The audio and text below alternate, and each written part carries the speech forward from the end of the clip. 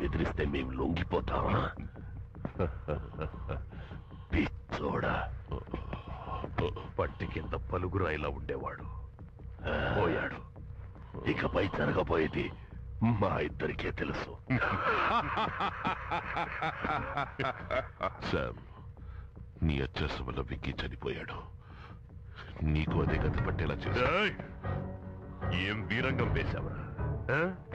అందరిది ఒక రూట్ అయితే వీడిది మాత్రం వేరే రూట్ మావయ్య. శామ్, నాన్నగారి నిజమైన వారసుడు. వీడు దారికి రాడు మావయ్య, వీడు దారికి రాడు.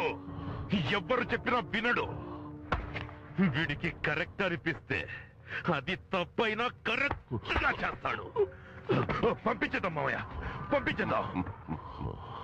రూపురేఖలు, గుణం రాజశేఖరవే వచ్చాయి కదా. అందుకే చావు కూడా రాజశేఖర్కి వచ్చినట్టే ఉండాలి. అర్థం కాలేదా?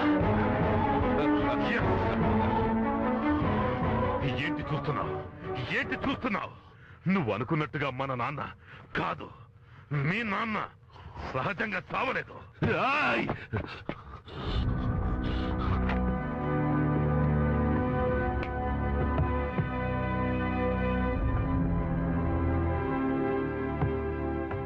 నాన్న,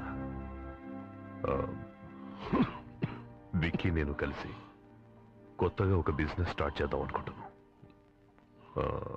ఒక 2-2.5 మిలియన్ యూరోస్ అవసరం ఉన్నాయి. ఏం బిజినెస్ తెలుసుకోవచ్చా? ఆ రోజు మీటింగ్కి వెళ్ళాం కదా, ఆ కార్టల్. ఇస్తాను. నువ్వు 10 మిలియన్ యూరోలు అడిగినా ఇస్తాను.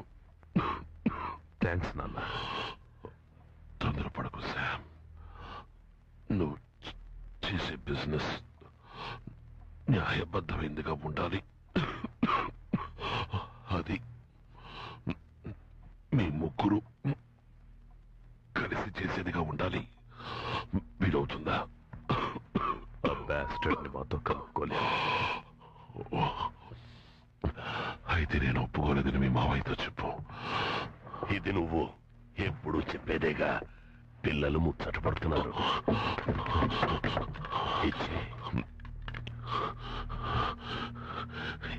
ఇది నేను కష్టపడి సంపాదించింది. ఇవ్వను. మీరు చేసేది పాపం. నువ్వు వయసులో ఉన్నప్పుడు పాపం చేసినట్టే వాళ్ళు వయసులో ఉన్నప్పుడు చేస్తున్నారు. ఇప్పుడు మీరు బాధపడుతున్నట్టే మీ వయసు వచ్చాక మేము బాధపడతాం. డబ్బిచ్చే బావా, ఇవ్వు. అది నా ప్రాణం పోయాకే జరుగుతుంది. అలాగే జరగని.